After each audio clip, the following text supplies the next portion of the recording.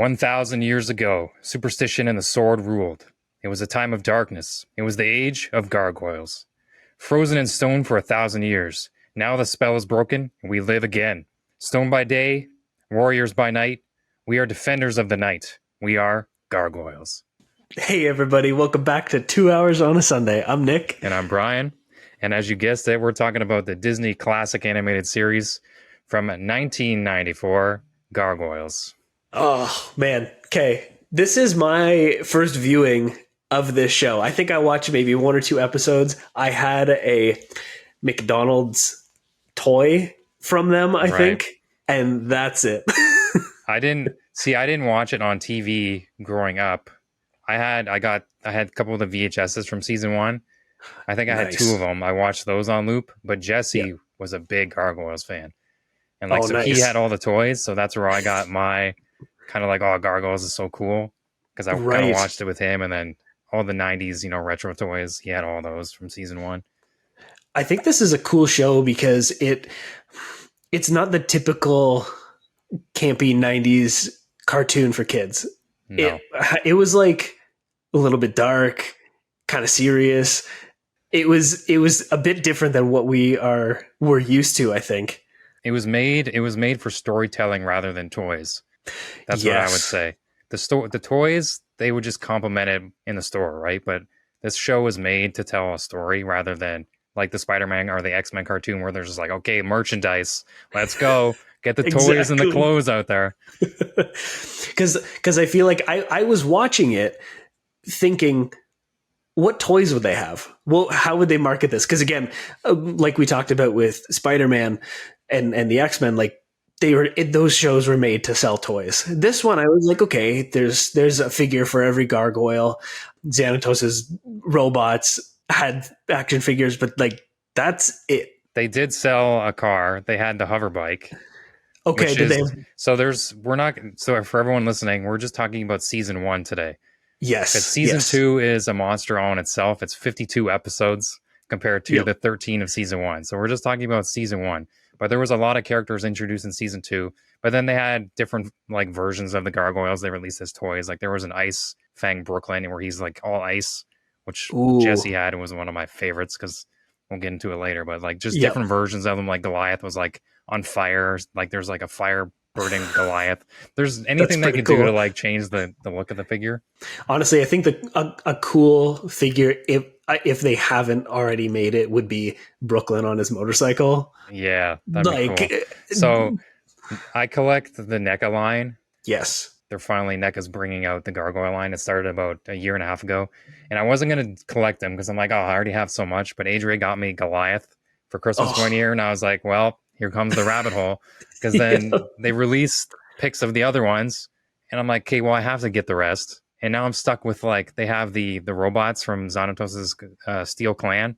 Yes. So they have those. And the red one, I'm like, do I have to add those too? Because those are awesome. The designs of those are sweet. But I think eventually, we're probably going to get the motorcycle for Brooklyn. Do you have the red gargoyle and then the two kind of bluish green ones as well? Brooklyn and Lexington and all them? No, sorry, the Steel Clan ones. So I don't have them yet. They're available to buy, but I'm just like, do I need, because technically you only need two silver ones and then the red one. Exactly. So it's only three, so it's not as bad. But then it's like, okay, I'm diving down. Now I got to get Xanatos, because they have him too. They released him. But the kicker is they released other figures with different wings for the gargoyles because they come out with the long wings and you have to get the folded wings. So Xanatos comes with Damona's folded wings, and then of course Elisa comes with Brooklyn's folded wings. So I'm like, okay, now I got to get all the human characters. That's how they get you. That's how they get you to buy them all. But they're great figures. Devious. Yeah. Oh, I bet. NECA's been absolutely killing it with their figures. Like every one that you've shown me that you have, like detail is just on another level. It literally looks like the cartoon. Just like more modern, I would say. It's more adult version of the cartoon. Exactly. So I want to ask you, as your first time experience, did you have any expectations or like what you thought the show would be? Yeah, I actually thought it was going to be cheesier than what it was. So I think I was pleasantly surprised with the overall presentation, the storylines, all of it, compared to what I was expecting. It still felt like a kid show, but it was, I don't know, just a bit more mature, to the point where I could actually get behind these characters and say, like, oh, I like this character development. And going through the entire season, they bring back those moments where they've learned and grown in their own individual episodes. And I think one of my favorite parts of the show was how each of the gargoyles had kind of their own episode. Yeah. Like like after the five part yeah. awakening, yeah, like Lexington had his, then we had Brooklyn's, and we had Broadway's, then we had Hudson's, and then we finished off with Goliath at the end. And it's like, yeah, round of applause. Yeah. Because really, like, how would you go about building 5 characters up all together in the span of 20 minutes over 6-7 more episodes? Like, you have to do it kind of individually, and I think they did it. That was a great formula for them. And they sprinkled in Demona every now and then as well, right? Like her character as well. Exactly, and I think she was a great, just like straight up villain. I didn't really sympathize with her very much at all. I was like, oh no, she's definitely misguided. Yeah. But I think that's the charm of it. It's not. She's the total opposite of Goliath. Exactly. It's not overcomplicated. She just was the straight up villain, and she came back every once in a while. Now, I'm assuming she comes back in season 2. I would assume, because she's not dead or anything. No. Spoilers. But yeah, I thought it was a great first season. And I think it's such a great dynamic with her and Goliath, because back 1,000 years ago, they were together. They were a couple. They were yeah. So going to the future, him having to realize she's the total opposite of him now, like in her beliefs, it's such a back and forth. Like he wants her to be like them, right? Exactly. What did you think overall of season 1? So I did the 5-episode binge to start it off. I was like, okay, I have a free couple hours. Let me just do this 5-episode binge. And it's a great first 5 episodes. That first, so before we get into the 5 episodes, do you know who Greg Wiseman is? He's the creator, right? Yes. But do you know what else he's done? Surprise me. I don't know. Spectacular Spider-Man. And Young Justice. Seriously? Yeah. He's a legend. Makes total sense. I was now. Like, clearly, well, this show's so good. And then he's like, what else has he done? Well, other 2 phenomenal shows we both love. Exactly. Wow. Okay. Top 3 shows then. But to start episode 1, I love how they started in the present time. Yes. And the art style and the animation in episode 1, I want a whole movie like that. Exactly. Honestly, the animation quality in the 90s and how they did shadows and lighting. Yep. You can't touch it. Like, today's stuff doesn't stand a chance. But starting it with the explosion on Xanatos' tower, and then, like, the cops are there and you first meet Elisa, it's like, okay, we're in it. Like, they don't even start it with a theme song. This whole first episode, they don't even do the theme song. That's and then we cut it back to 1,000 years ago, and they're in the middle of a war with the humans. Yep. And I wrote it down on my notes. Was the first shot of the sunset and the leader of the humans climbing up the tower and Goliath's awakening. It's one of the most badass pieces of animation I've ever seen. Agreed. And the music behind it, the Gargoyles theme is just too good. It's one I actually really enjoy it, and I caught myself like singing along with it when they like emerged from their stone. Yeah, I do like how they set it up. It was kind of the mystery of what's going on at the top of the tower, and then, but yeah, oh man, the animation, like right off the start, I was like, oh, this is good. Like they it's cinematic. They put the money, they put the money into it, and they put their top animators on it for sure, because like everything was smooth. Like you said, the shadows, the shading was awesome. I don't know, it grabbed me like right away.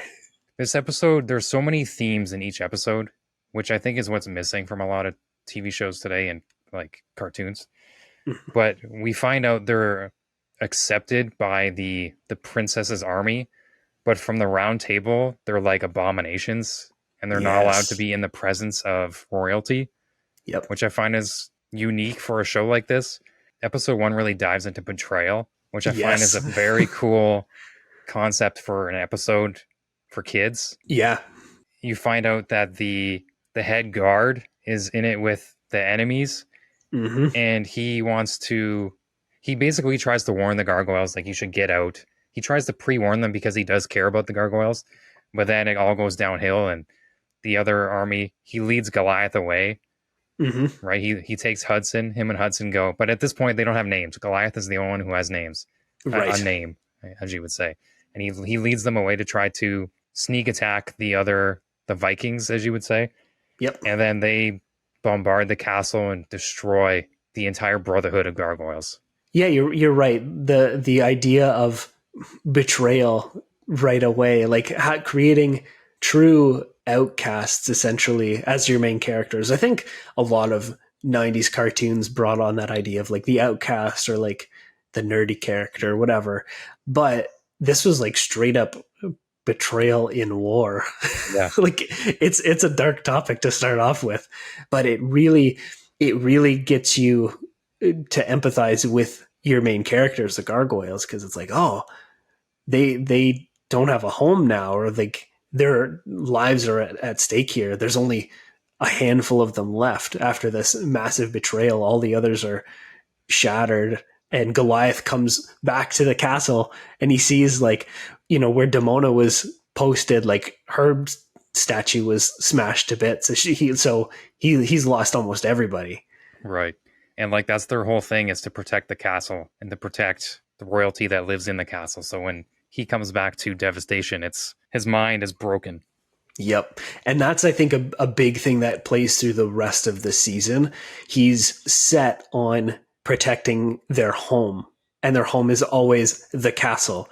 And he'll do anything to protect it until, as we'll talk about later on, it has to change. And like I feel like episode as much as this is a 5-part arc in this first season, I feel like it should have been part 1 and part 2, and then they should have called 3, 4, and 5 something else.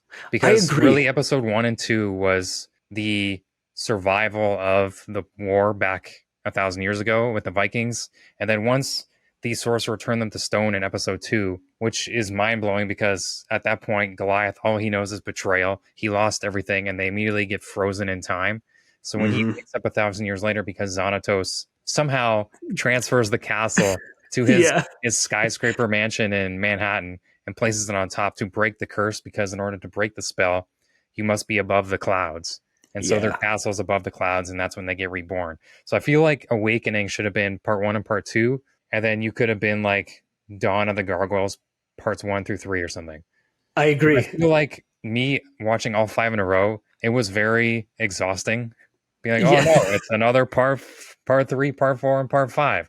Where I feel like that three episodes, once they're in Manhattan, was a whole nother. It still continued part 1 and part 2, but I feel like it should have been a 3-part on its own to really separate it. So, exactly. Viewers who watch week to week, it's like, are we going to continue? Like, we're still going on with this story, but episodes 6 to 13 are all singular titles, right? So, other than that, that's my only complaint about the first 5, is that I feel like they could have separated the second 3 to something else. Yeah, I think they probably could have done a 5-episode intro, but kept it in the past a little bit more. And then once you get to the very end of it, or when they reawaken in Manhattan, that's when it changes. Because really, it did. Like, the direction, I think, of the conflict changed. They were uncovering like the mysteries of Xanatos, and we got introduced to Demona and everything. That's all very separate. The 2 human characters, we'll start with Xanatos. He's a great villain. Yeah. He's like a Lex Luthor, but in like more of a flamboyant, like fashion forward kind of like extra with it. Oh, like definitely. He's more cocky with himself, where Lex Luthor is more like, I know I'm powerful, whereas Xanatos shows how flashy he is. Absolutely. He knows he's powerful and wealthy, and he's like, he's going to flaunt it. Yeah. Yeah. And there's a quote I wrote down where he says, "Pay a man enough and he'll walk barefoot into hell." And what a line. The writing in this is impeccable. And it speaks volumes to who he is as a character, because money is nothing to him and he'll do anything to get what he wants. So when they're trying to it's like this double-edged sword of him wanting to befriend the gargoyles, but then wanting to like destroy them at the same time. You know what I mean? He has like an agenda for them. Like he has a function for them, not just to bring them back to life and help them prosper. Right. Like there's something in it for him at the end of the day. Yeah. Think about it this way. He transported a castle from Scotland to Manhattan, put it on top of his skyscraper, and has like an advanced security system full of weapons to protect it. Like he's a boss. Yeah. He's so what he does, I don't know. And he's so mischievous. He's always in the background, because at the end of this 5-episode arc, he gets sent to jail. But before that, we discover he's studying the gargoyles, and then Goliath's whole thing is he wakes up and he doesn't trust absolutely anybody, because what just happened to him, even though it's been 1,000 years, happened yesterday. Exactly. So, but Xanatos creates these steel clans, like what we mentioned with the action figures earlier. So he has these 2 robots, and he sends them out. He's basically trying to frame the gargoyles. It's hard. It's like he's trying to frame them, but he wants them on his side. It's a weird thing. Like the gargoyles are even confused by what's happening, but he's trying to frame them so he can get his way, because he's the most powerful man in the city. He's playing innocent in front of them, saying like, I don't know where these things are coming from. I'm here to protect you, keep you safe. Even though he's the one like sending these robots after him to frame them for, stealing things and causing havoc in the city. He's using them to test his own inventions. Exactly. Yeah. He's so cool. And then in episode 3, we meet Elisa, and she's an amazing character. She bounces off Goliath. She is what Goliath needed, 100%. Yep. And she really makes Goliath turn a leaf where he starts to trust her. And then by the end of the season, he comes around to her, making him realize, okay, not all humans are like Xanatos. Because the whole season he's like, Xanatos must pay. Everything is against Xanatos. He's corrupt, he's evil. We got to make everybody believe Xanatos is the worst. Yep. And I don't care, because by the end of the season, he's like, I don't even care if humans see me. Xanatos is the worst. Yep. There was one, I can't remember what episode it was. I think it's when we first saw the Steel Clan and they were like flying in the air. And the first thing that comes out of Goliath's mouth is Xanatos. Like he just knows. He's just like, that guy. Yeah. They're totally Xanatos. It's like he's always yelling Xanatos' name. So good. But what I loved about episode 4, which is why it's like, this should have been 3 parts on its own, is because episode 4, you get Brooklyn, Broadway, and Lexington.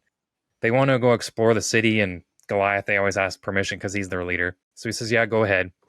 And they're wandering around the city, and the first person to get a name is Hudson, because Goliath goes to meet Elisa, because she's like, we're not all bad, just meet me here. And he's like, okay, but he wants Hudson to go with him, so he has backup just in case something goes wrong. And then Hudson goes to Elisa. They're standing by the Hudson River, and he's like, what do you guys, why you humans always gotta name everything? You gotta give names to everything, because Goliath is the only one to name. And she's like, well, it just helps us identify all these other things. And he's like, well, from now on you can call me Hudson. Yeah. And so he gets his name from the Hudson River. And then eventually the 3 younglings, Brooklyn, Broadway, and Lexington, they learn that they have names. We're like, well, we want names. So they go around and they're looking at street names. They're like, oh, that'd be perfect for us. But what's crazy is all these names fit them so well. They do. As an aside, talking about this, I was just in New York. Yeah. And I went to all of the places. That's awesome. Did you get photos? Their names. I did not. I wish I did. Because I was like, we actually just kind of stumbled upon Lexington Avenue. I was just like, hey, there it is. I know this name. And then, but we went to Broadway. We were in Brooklyn. We actually didn't get to Bronx. That was the only one we didn't get to, but it's okay. He's their like puppy. Yeah. But we saw the Hudson, and I was like, this is perfect timing. Yeah. I'm glad I did this. I wish I got the pictures for it. Oh, that'd have been cool if you had like all the signs. Next time. Yeah. Next time I will. But yeah, then you have Brooklyn. He's like the cool kind of badass, younger Yes, of the three. And then Broadway, he's so extra. And he's exactly. loud and he's, always worrying about food and doing this. And he loves theater. So that makes sense. And Lexington. Lexington seems like an enlightened name because he's Yes, like the Donatello I was just gonna of the say, group. yeah, yep. He has the wisdom to be like, I want to learn about technology and what all this means. It's like a willingness to embrace their new kind of life in the present rather than 1,000 years ago. It honestly, like, as soon as I met them, and they introduced their names, I was like, that's their names. I wasn't confused, because usually I take a little bit of time to get to know characters' names. I had them right away because they fit so well. They did. It's like, of course, that's their Yeah. names. What else would they be, But then episode 5, like the end of episode 4, we get the reveal that Demona is alive. Mm-hmm. And then she's also working with Xanatos, more evil shenanigans. She's like, oh, we'll make Goliath believe. And he's like, oh, he's got all these other plans.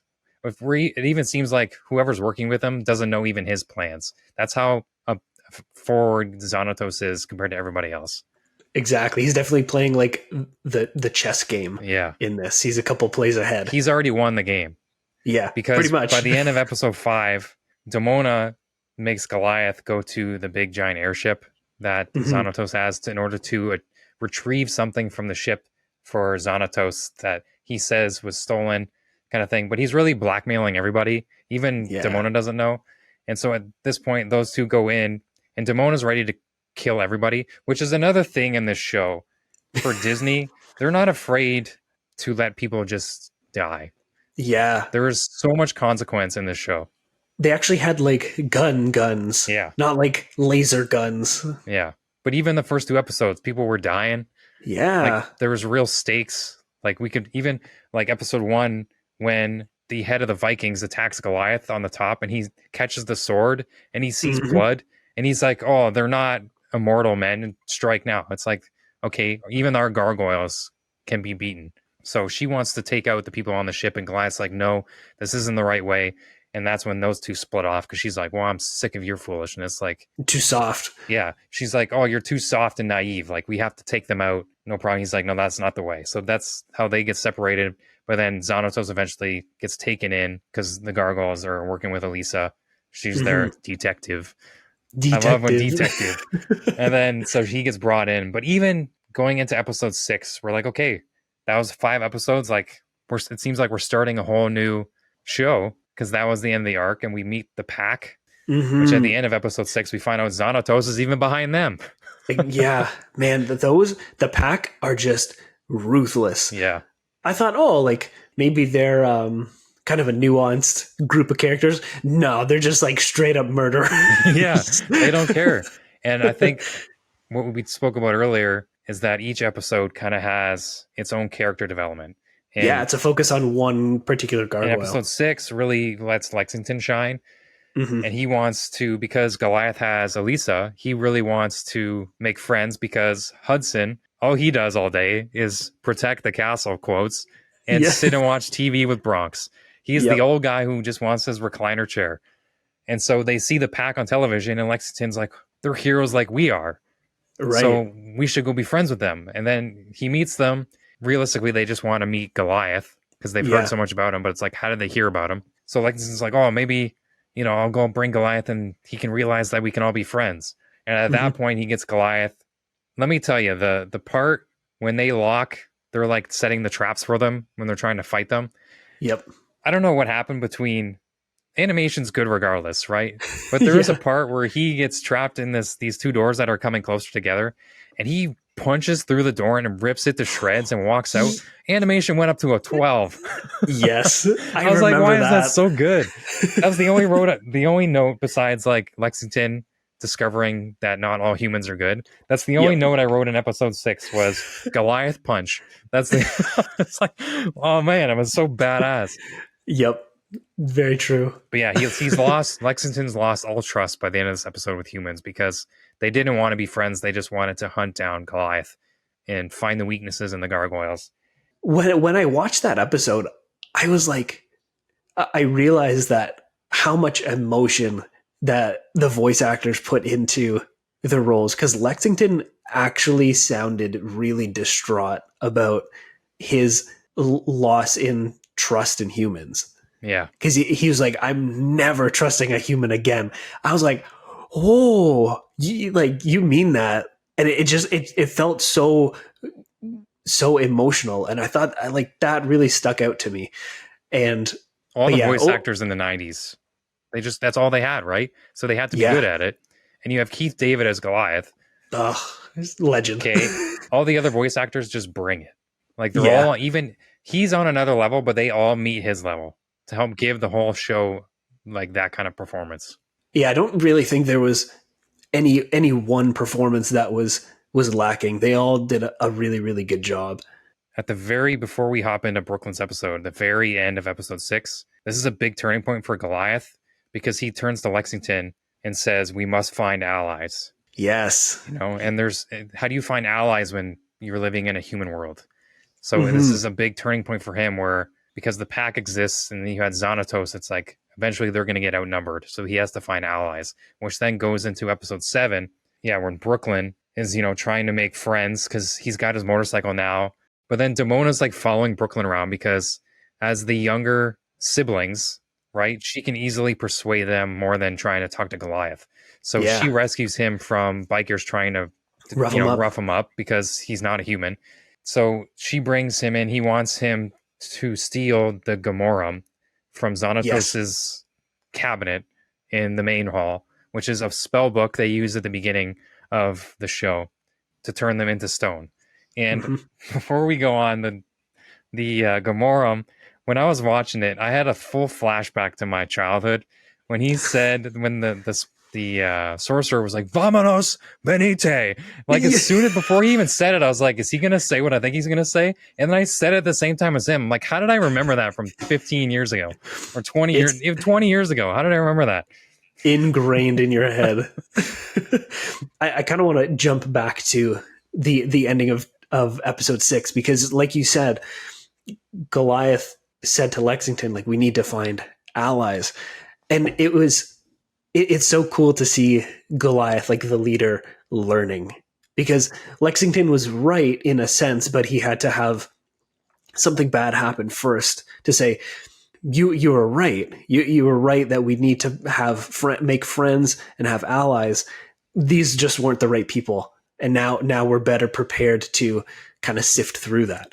Now that Goliath is of that position, now we're trying to throw a monkey wrench into it, where Damona is saying, "Now we got to convince him otherwise, because we have to protect ourselves and be an island, essentially."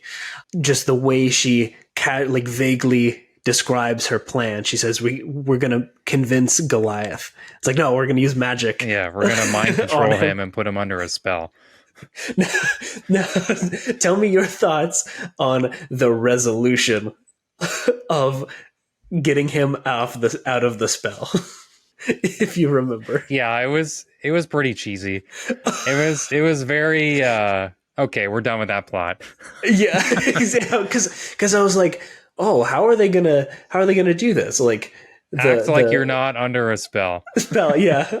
I have the spell. Yeah, I have the spell, because Brooklyn ends up ripping the page out of the book, so Damona can't do it again. Like, she can't keep control over him. And so eventually, Damona flies off and those two go back to the castle. And then Elisa says the spell, and she's like, oh, just act like you're... But they just had to end the episode. Magic can't last forever. No, I laughed at that. I was just like, you know what? Good enough. Yeah, that's good enough for me, Yeah. It's like it's magic. There's always some kind of shoehorn way to a plot, device to get rid of the spell. Exactly. I thought it was good. It's a kid's 90. It was a kid's moment. It's like, it's for the kids. That moment was for the kids. Everything else is for teenagers and adults.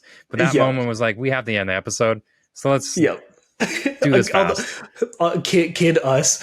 It was just like, phew, thank goodness. Yeah. He's not he's not under the spell anymore. Their leader's back. He has no worries. But going from episode 7 to episode 8, I'm going to be honest with you, episode 8 is my favorite episode. Broadway's episode. Man. And straight up yeah. shits her. And I'm not all these episodes are great. This episode for a kids show, when you have an episode talking about gun violence and the way they handled it, the animation also jumped up. This was clearly the episode they wanted to highlight out of these last 6 episodes. Broadway, he's going to the movies. He loves going to the theater, eating the popcorn, and he's watching these Western movies, and he's falling in love with Westerns. And this is a really big moment for Elisa because at this point they're all friends and they can pop in and out whenever. And Broadway goes to Elisa's house and she's off duty at the moment, but she comes home and puts her gun in her jacket on her coat rack. Yep. And as she's cooking dinner, Broadway comes in and they're chatting it up and he sees her gun there and he picks it up and he's playing with it and he's, reciting lines from the movie. Then all of a sudden it goes off. He like panics. He like jumps back and like immediately like drops it.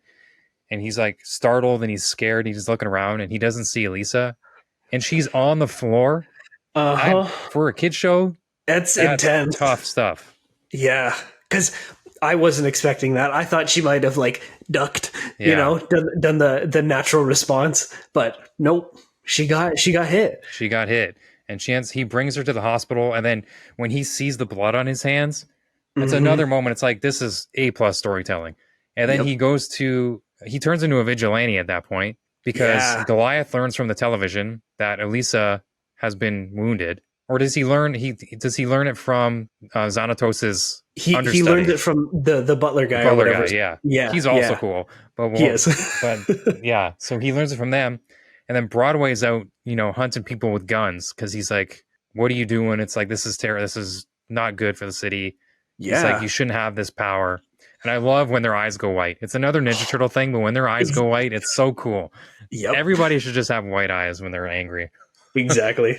But yeah, then him and Goliath meet up to try to find his killer because he has an idea of who it might be. And the guy's selling weapons for Xanatos, the leader of that pack. So he goes to try to find him, and Broadway link up. And Broadway has to like go along with it. But at the same time, when Goliath finally gets a hold of this guy and he wants to just end him for hurting Elisa, Broadway finally tells him, it wasn't him who shot Elisa, it was me. They have this moment together. He's like, he's not angry with him. It's another storytelling detail in itself because he the most adult reaction you could have. he just says, come with me. And he brings her to Elisa because Broadway still thinks she's dead. But Goliath knows she's okay because he went to see her at the hospital. Yep. So he brings Broadway to the hospital to see her, and she wakes up and sees them, and he apologizes to her, and she's like, no, it's okay. I shouldn't have left it out, kind of thing. But there's like a truce there, and Broadway finally feels okay, but he's still at that moment where everything is important, and there's a lot of danger where I don't know everything. And then Goliath has this moment with Elisa, and he just tells her to rest now, and we need you in the future. So then they go off. They end every episode with them at the castle. Sunrise, they turn to stone. But it's my favorite episode of all 13. Absolutely. I thought it was the heaviest episode, but it had the greatest kind of message of responsibility in it. And like, man, there's so many different points to it to take home for like responsibility. If you don't know something, ask, or, if something goes wrong, tell the truth. People will understand. Yeah. Right. And he was scared because Goliath, he's never stood up to Goliath. So he's never really confronted him with any real issues. Right. And that's why he went along with it at the beginning, because Goliath was just like, we're going to go get this guy. So man, it was 10 out of 10 episode. Yeah. Following, I think what this season does well is they really balance the heavy stuff with the lighter stuff and the more fun episodes. And then you go into episode 9. This is the Macbeth one, right? Yeah. And for a second, it's like, as I'm watching this, I'm like, is that Sean Connery? but it's not Sean Connery because they couldn't afford him at the time. But it's he's Gimli in Lord of the Rings. The actor who did Macbeth, he's Gimli, and he was in Indiana Jones. He was his sidekick. Yeah. Oh, what's his name? John Davies. John Davies, that's it. Yeah. Yeah. But this episode was super fun. And it was just absolutely. Like mono, Goliath versus Macbeth. He's one of those guys you hire and he's just the coolest cat on the block. And he just can't be stopped, and he just does it with his Sean Connery accent. And he's all flowy with a cape and everything. It was a fun episode. It was. Yeah, it was kind of just like one of those relax. You've gone through enough with us, and we're gonna have a beat 'em up episode. Yeah. And it was so fun because it was like Goliath hunting Macbeth, and Macbeth was bringing him to his own territory. The traps he was setting for him, and they were going toe to toe. Yeah, it was one of those like, yep, just there for the entertainment. Exactly. You know. But then we find out he named Demona. That's right. Yeah, yes. which was That really is so cool. Yeah. Oh. He had a nice stoic vibe to him that even Xanatos was like, "Oh, I want to hire you because I know what you can do." He's always, you can work for me, but I want to use you for something else. Like, you have the tools I need because I don't want to get my hands dirty. Yep. Even though he was actually like impressed with him. Yeah. And then at the end of this episode, at this point, this is the point in the series where Elisa can't have them stay at the castle anymore because Xanatos is getting out in like a week from prison. He's going off on bail. And so she brings them to the clock tower, which is conveniently the top of the police precinct. Perfect. And I think it's such a great, it's a very Hunchback of Notre Dame gargoyle setting for them to be in. And I think it's so cool to be on top of the clock tower when they turn to stone. Sure. But this is a great spot for Goliath once he realizes she's right, because there's a library there and he just goes to read all the time and he's constantly learning all these books. Just it's like a Beauty and the Beast. Right? Yeah. It's very Belle and Beast. It's almost like the old 70s Beauty and the Beast TV show. The relationship like that. Her name was Catherine and there was the Beast. It was very old. My mom watched it all the time. But, what? Yeah, you don't know about this, but I know about this because of my mom. It was a very old Beauty and the Beast live action TV show. It wasn't based on like Disney stuff. It was very different storytelling and kind of made into a TV show. But that was their kind of vibe. But he was like, having him always wanting to be in the library is a very Belle thing to do. Wanting to always learn. And then because the Beast and Beauty and the Beast, he has this massive library at his disposal, but he doesn't touch it. It's that kind of thing.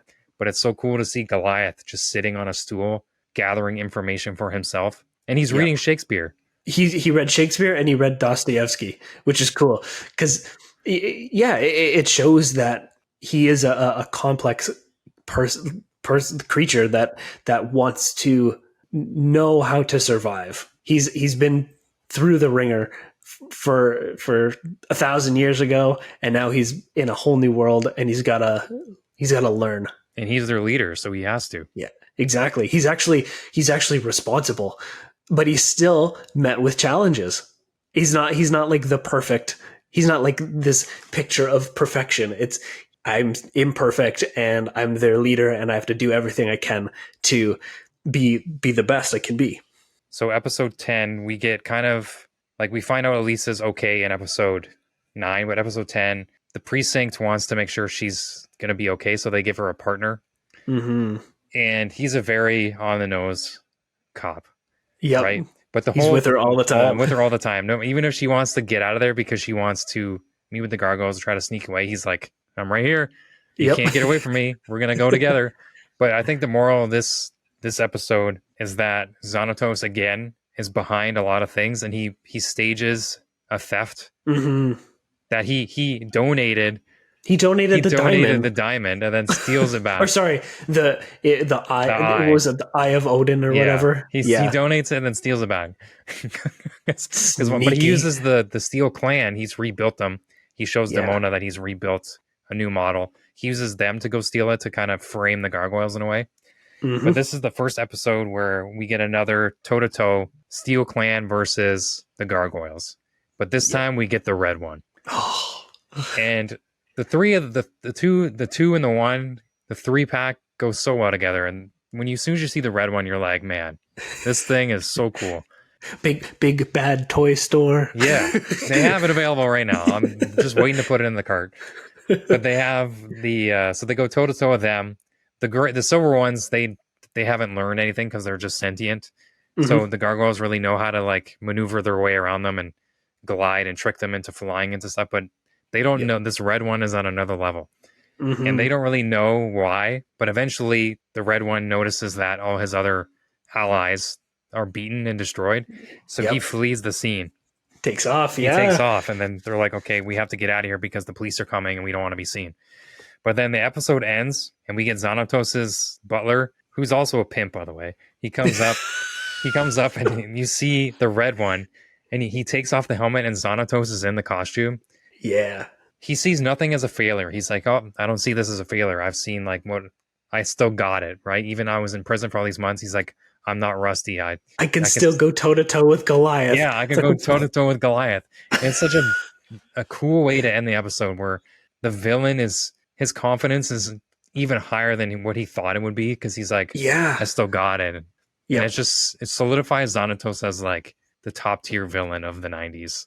Oh yeah. Oh yes. So we're just going to jump through these next episodes real quick, but episode 11 is when Hudson has to save Goliath. It's every episode kind of has their own character kind of development for each one. And this is when Hudson and Goliath go toe to toe with Demona in the graveyard, and Goliath gets injured. And so we get a lot of nice flashbacks of back in Scotland with Goliath and Hudson working as a team. So he has to protect Goliath till morning while Demona is after them. So it's basically this cat and mouse game the whole episode. But it's a nice, Goliath is reassured that Hudson will never leave his side because they've been brothers for thousands of years. Exactly. Yeah, I think it was. I think Hudson reminds me of Balin from The Hobbit. He's by like Thorinside, the old guy with the white beard. Yeah. By Thorinside all the time. He's been through many battles in the past, and he's not going anywhere. And it gives reassurance to Goliath. My cause is just, and I do have a family to support me even when I am down. They're not going to abandon me, because I think he and it's great that they were fighting Demona, because again, Demona was his like love, right? So he was betrayed once by somebody he truly cares about. He's kind of has that doubt in his mind, but he knows that Hudson and the rest of the clan are behind him. Right. Now, there's a few things that happen in episode 12. We get a little bit more development on Xanatos and how he's trying to get under everybody's skin. He's, saved Elisa, offered her brother a job and everything. We don't want to talk about that. We want to talk about episode 13. Yeah, the finale, Cold Stone.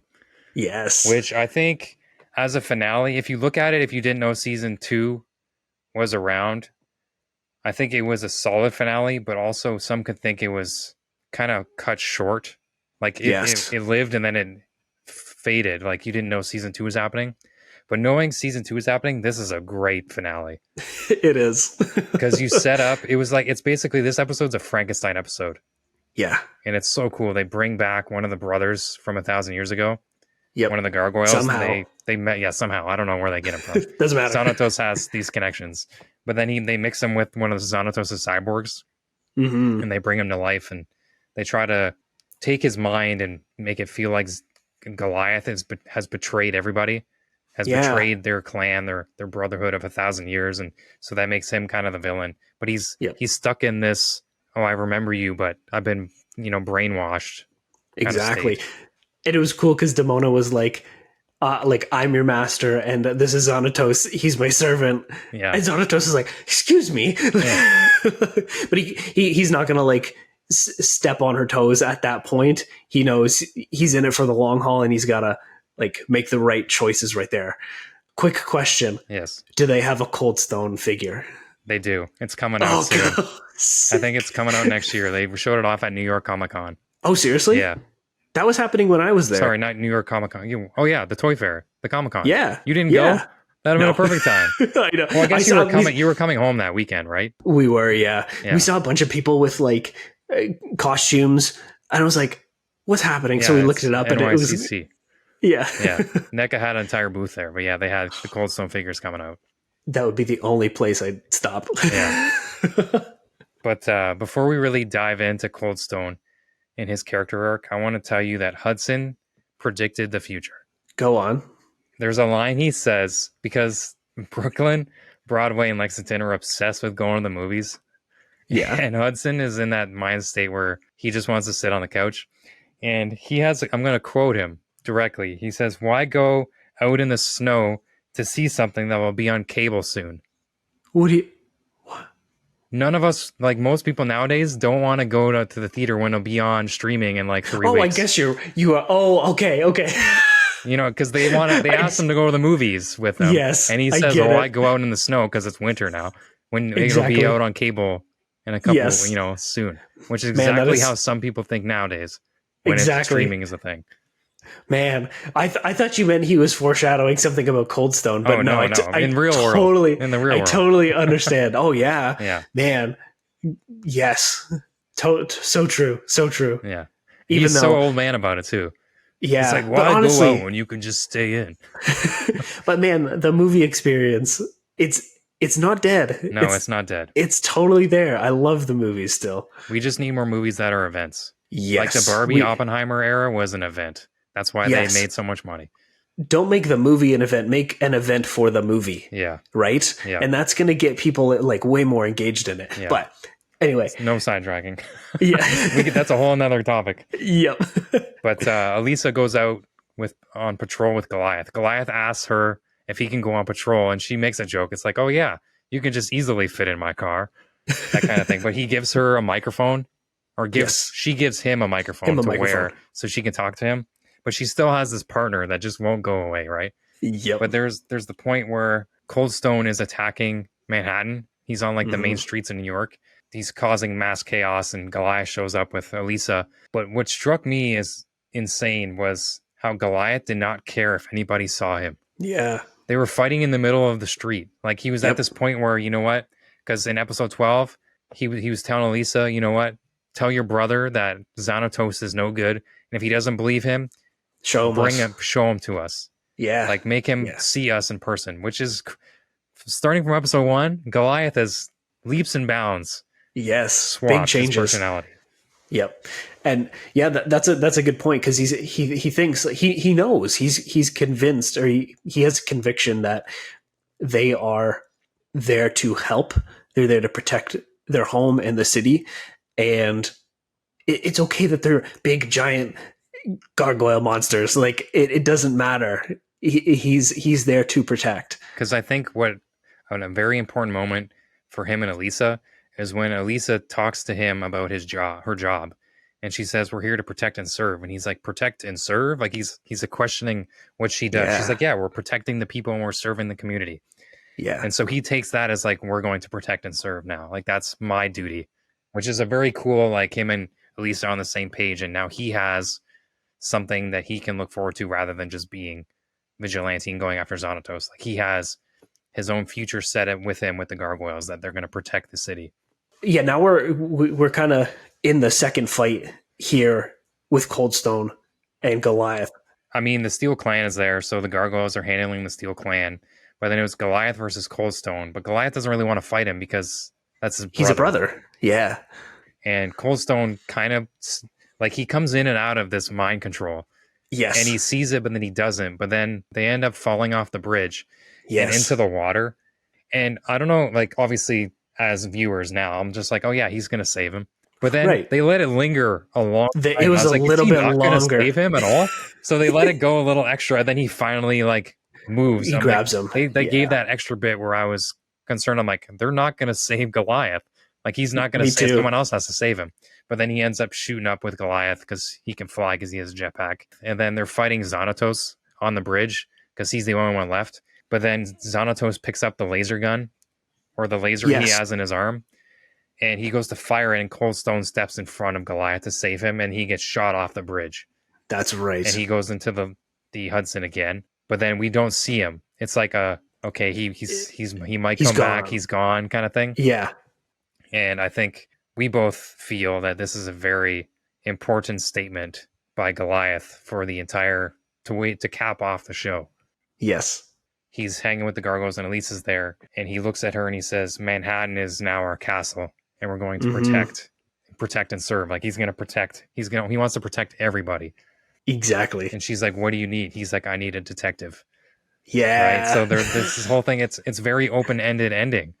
Yes. Right. It opens up possibilities for season 2, which obviously went on to get 52 episodes because of how successful season 1 was. But it's very Goliath coming to terms with his newfound reality, realizing that everybody needs saving, and they're not evil. He works with Elisa, and he's ready to protect and serve as Manhattan is his new home. such a good way to end it. Like, if that was the end of the show, I would have been okay with it, because yes, we have kind of loose threads with Xanatos still being alive. We don't know what happened to Coldstone, but them solidifying themselves as the protectors of the city, Goliath getting this big story arc, progressing and saying, this is our home and this is our castle now, not just the clock tower. It's such a good ending. It's exactly what you want. Exactly. It's one of those like triumphant 90s endings. It's great. Now, we didn't watch season 2 because it is a Goliath. It's a whole year worth of. You have to dedicate yourself for a full year to catch that up. Yes. Do you think you're going to watch it? Of course. I won't watch it like I did season 1, where I'm watching it in 3 days. But I'll watch an episode, 1 or 2 episodes here and there, because I want to really know, or because I've read great things about season 2, where they really change it up, and they're not always in Manhattan. They go to different parts of the world, and they meet other gargoyles and other, forms different of clans, and really kind of solidify the world, as Goliath isn't really alone. So it's kind of cool to see that. But 52 episodes is a lot. But it might take me a year, but I'll get it done. Absolutely. No, I'm definitely going to watch it. And I think if you want to have a good, grittier cartoon to watch from the 90s, pick this one. This is one of my favorite shows. Yeah. It's a great show. I feel like our timing for this is impeccable, because I was just going to say, the other day they announced that there's going to be a live action TV show. Oh. And also they had the launch trailer for the Gargoyles Sega Genesis remaster for the Nintendo Switch. So I feel like Gargoyles is coming around, with all the new things coming out and being on Disney Plus and this live action remake and the game getting a remaster. It's like, nostalgia's hitting. Exactly. Now, I don't know what the live action remake is going to be like at all. I hope it's good. I really do, but they've got a lot. They've got a lot of work ahead of them, I think. They do, because it could be terrible. Yeah. And the way things are going, television is written so poorly. We are not in a TV. Especially because it's Disney Plus in general, because they just want to put stuff on for content. Whereas, say, Apple TV, they really make great shows, because that's all they have. They really have to sit down and get great writers. Like, bring back the people who worked on this show. Because if you all you want to do is retell the story, go right ahead. For sure. But if you're trying to change characters and storylines, it usually doesn't work well. And people are not going to accept it because it was done so perfectly well in the past. I think you just need to either reboot the show and do it exactly how they did it, because you can mess it up so fast. Get Greg Weisman back. He'll bring it. Yep, and Keith David too. Yeah. Well, he's still around, so you can't make a Gargoyle show and not have Goliath be voiced by Keith David. Exactly. Oh man, it's like a disservice. It's a dishonor. I'm so hopeful that he is. People would as riot. It would have been an immediate flop if he wasn't voiced by Keith David. Yeah, projections of the show would be like 10 viewers. Yeah. On first people who've never even seen the show would probably watch it, but like people who know what this is, they ain't watching it without immediate Keith David. Boycott. Yeah. Yep. If the teaser trailer for the show is not his voice saying the speech I did at the beginning of this, you're doing it wrong already. Yeah. Disney, call us. Well, call Greg Weisman and then call Keith David. Exactly. Because they knew what they were doing back in the day. And so it's clearly Disney knew what they were doing back in the day too. I don't know what happened. Yeah. Next time on 2 Hours on a Sunday, we're going to talk about how Disney doesn't know what the heck is going on. Yeah.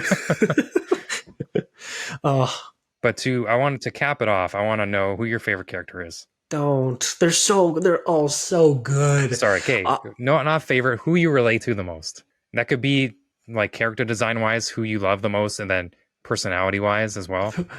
Honestly, Lexington's one of my favorite characters. I knew it. I was going to say, my drive home today from work, I was going to ask this question. I'm like, I'm going to tell him mine, but I can guarantee you his favorite character is Lexington. Yeah. Like, I honestly, like, Goliath is like real close to that, because I think just the way he was developed was spectacular. It was like a perfect character arc over 13 episodes.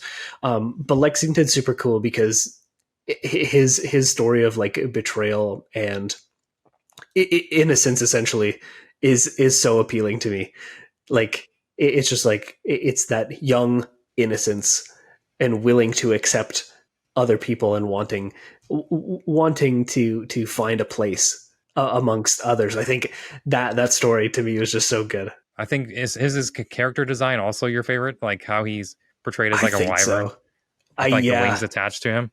Yes, I love like the spindly appendages Yeah, in the webbing. That's so cool. yeah. So good. Can you take a What guess at what my favorite character is?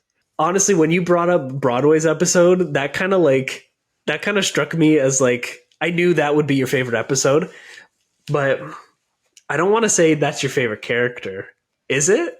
No, I feel like this is an No. easy guess. Is it Goliath? No, It's not? no, it's not Goliath. Wait. It's not Lexington too. No, it's Brooklyn. It's Brooklyn. Okay, Yeah. okay. Yeah. Tell me why. It's just his appearance to me, nothing comes close. Like, he's the coolest looking gargoyle in my mind. Yeah. The deep red, he's got the long snout, he's got the big wings with like the claws on top, like basically like dragon wings. Yes. But he's the cool, He's the cool and arrogant, loose one. cool Yeah. and loose. He Yeah. lives it free, right? Yes. And his voice, I love his voice. Like, obviously Goliath is my number 2. But like Yeah. there has to be number 1. But Brooklyn's design I've always loved. I love the long hair he has. Yep. He's got like a biker vibe. He's just cool. That drawn picture on the Disney Plus background. Yeah. I saw the first time I saw it, I was like, "That's Brian." Yeah. Like, I was just like, he's so cool. He is. I almost wish he had like more story. Hey, it's season 2, my dude. Oh, that's true. That's He true. had a lot in season 2 because he did have Yeah. a little bit in season 1, but he did. Yes. Obviously, the 3 of them. I think Broadway had the most with episode 8 because of how impactful it was, and then I think Yeah. Lexington. But I think Brooklyn. I feel like he's almost the youngest, easily swayed, but wanting to be his own person, Yes. kind of thing. But he's just super cool, Yep. and he's got this edge to him. He's got the edge, and his design does. is my favorite. Yep. His like snout thing.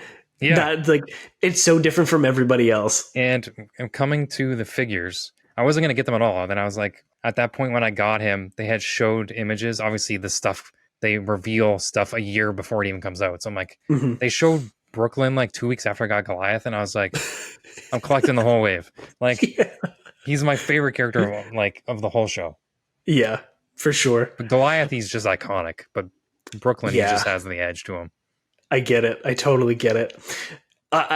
Man, since we've chatted about Broadway's episode, I was just like, man, like that is definitely my favorite episode of the show.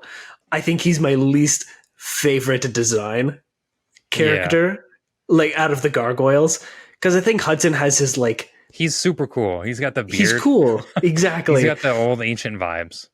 And like I like Bronx because he's just like this clumsy thing, but his eyes always white. Yeah. That I love Yeah. that. He's visceral, but he's also a puppy. Exactly. Yeah. Yeah. He's great. What cool designs too, like for all of them even. They stand out so well to the opposite of Manhattan, right? They're so distinctively different. Yes. And I think Yes. if you're going to get into this show, obviously, I think you can, if you want to watch the first 2 episodes and then you can watch episode 8, like you don't have to watch everything, but to really get into it, I think the first episode really sells the show as itself. But then if you really want to watch good storytelling, episode 8. But overall, the show is so well done. It would, for me, it's definitely a recommend. I don't say that about a lot of shows, but I would recommend this show. I'm so glad you enjoyed it. Because like Oh, I yeah. remembered what I remembered from it growing up, watching it on the VHS. Going back to it now, I was like, okay, what is he going to think about this? But then obviously the storytelling still holds up. So obviously you were going to like it. Yeah. But then like it's that old school character drawing animation, which we both love. Yep. And nothing can top it. No, I miss that feel, and even like the graininess, even though it's been touched up and remastered for Disney Plus, but it's like it just looks, it's so nostalgic. 10 out of 10. Watch it. Yeah, for sure. So I want to thank everybody for listening. This has been a great conversation about a 90s classic, and I don't think 90s cartoons like the Spider-Man one and the X-Men and the Batman animated series, they all stand the test of time just because they had to make everything good back then. Yeah. And I think this is definitely one of the most top tier cartoons you can watch even today. And I hope you guys check it out. If you have, let us know in the comments. And this has been 2 Hours on a Sunday. I'm Brian. I'm Nick. And we'll catch you guys later. Bye.